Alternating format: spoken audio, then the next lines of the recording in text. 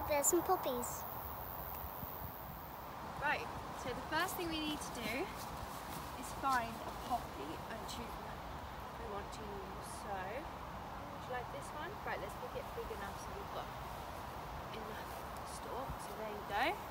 That's our first poppy we've got. Yeah? Should we choose another one? Which one? That one's got two leaves.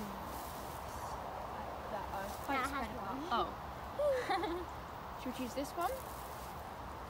Yeah. Here we go. So here's another poppy. So now we've got two poppies to make. Yeah, that one. Okay. Before we do anything with the poppies, okay, we need to pluck some of our hair, just one strand of our hair. So let's find a strand.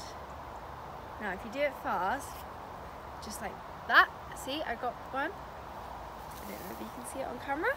Okay, so like this already. So Florence, have you got one? Yes, perfect. Okay, so now show me your poppy. So I pulled a strand of hair out already, and now I'm just going to carefully, so the leaves don't fall off. So I flattened the petals down, and I've taken a strand of hair, pulled it out and wrapped it around the petals carefully so that the petals don't fall off. And then I've carefully taken the stamens off the head so it looks more like a head.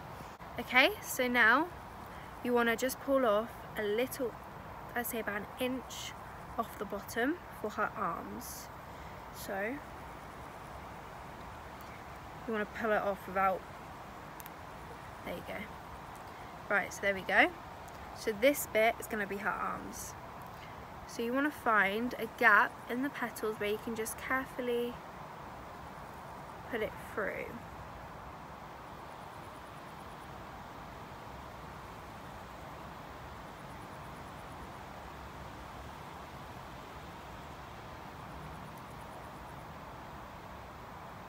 And there you go. There is your poppy lady.